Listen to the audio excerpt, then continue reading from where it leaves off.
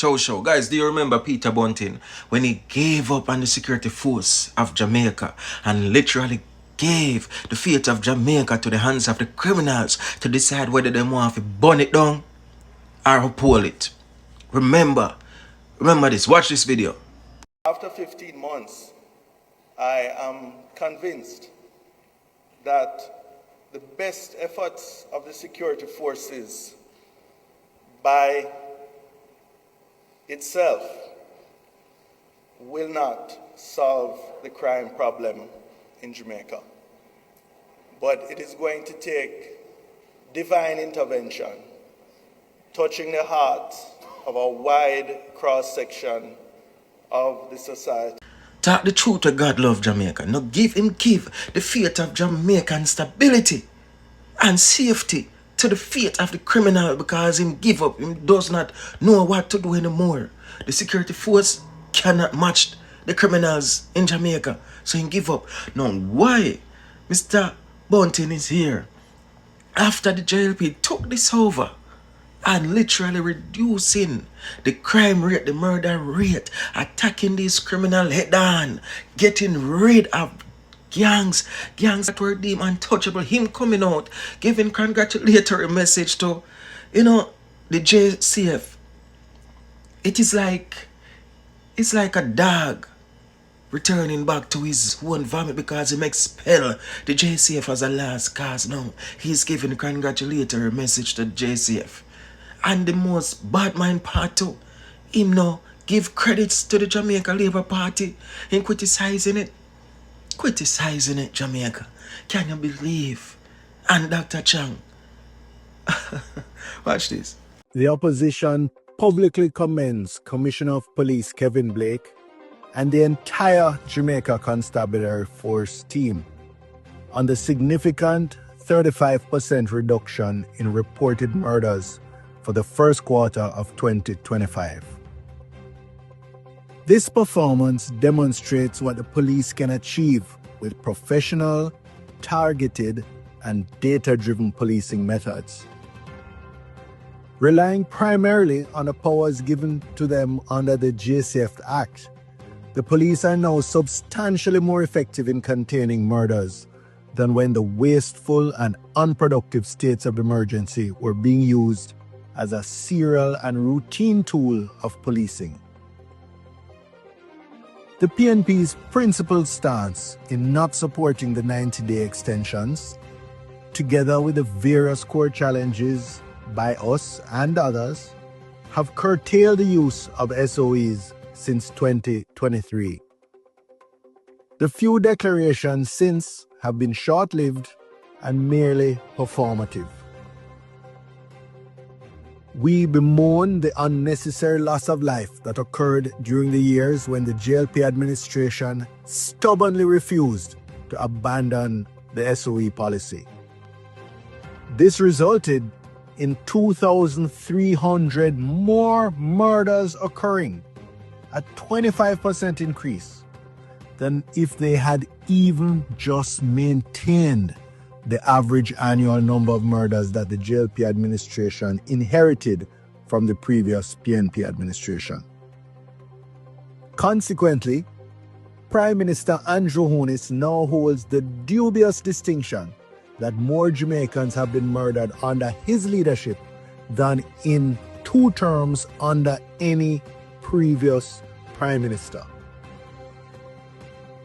Finally, the PNP notes with skepticism media reports that Minister Chang is now a big supporter of social intervention programs.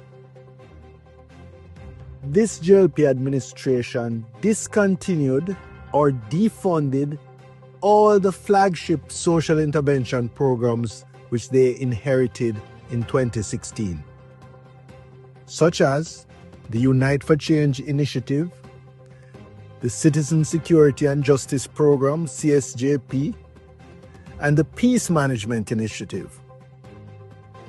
These actions were accompanied by repeated statements around the ineffectiveness of such programs by Dr. Chang. Now that the elections are imminent, Dr. Chang and the Prime Minister have suddenly ceased seeking to imitate authoritarian leaders and are now shamelessly copying the PNP's approach of balancing crime control with crime prevention through social investments.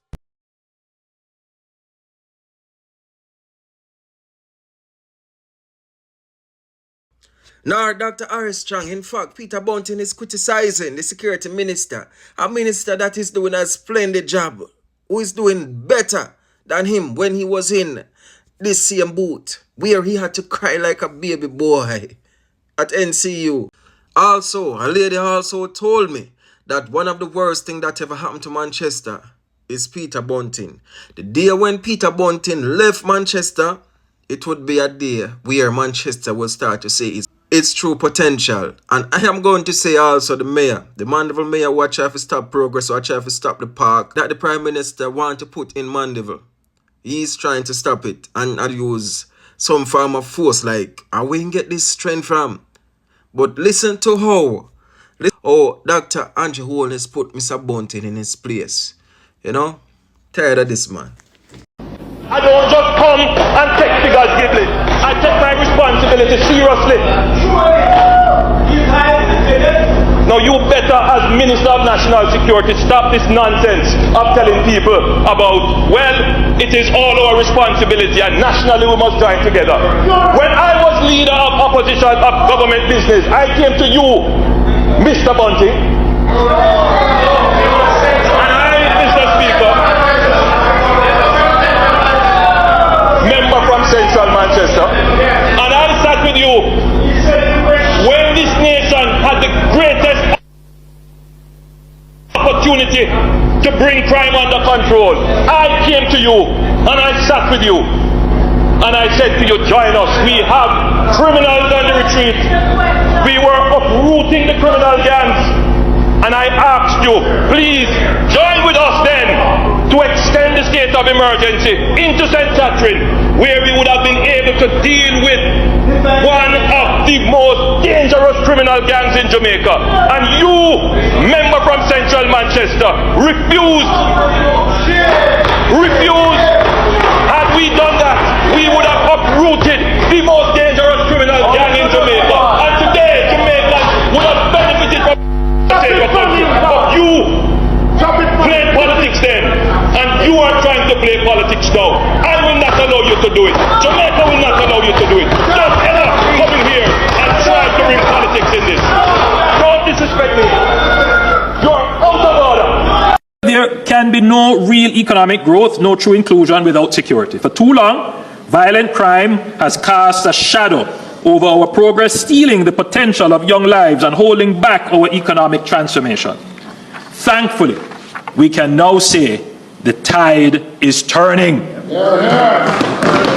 Jamaica is taking decisive actions against violence producers, and the results are now evident. Madam Speaker, in 2024, Jamaica recorded a 19% reduction in murders, following a 7% decline in 2023, bringing our homicide rate to 40.1 per 100,000.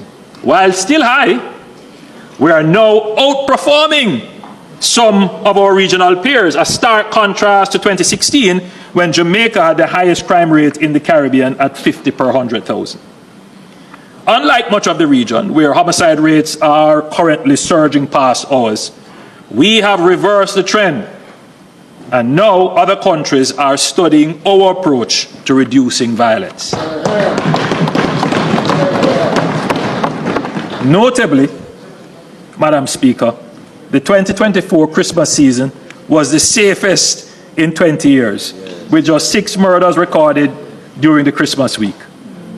Since 2024, the country has seen a sustained decline in murders, culminating in 47 murders in February 2025, the lowest monthly total in 25 years, and a 43% reduction compared to February 2024. If you were to compare between February 2022 and February 2025, murders have declined 55%. Additionally, major crimes as a whole, including murders, shootings, rape, robbery, and break-ins, have declined by 21%, reaching the lowest level since disaggregated data collection began in 1999. Jamaica is now safer than at any point in the last 20 years. Current trajectory, Jamaica is on track to record fewer than 1,000 murders in a single year for the first time since 2003. We are confident that this downward trajectory will persist as these results stem from our deliberate planning, strategic investments, and targeted efforts to dismantle organized criminal gangs.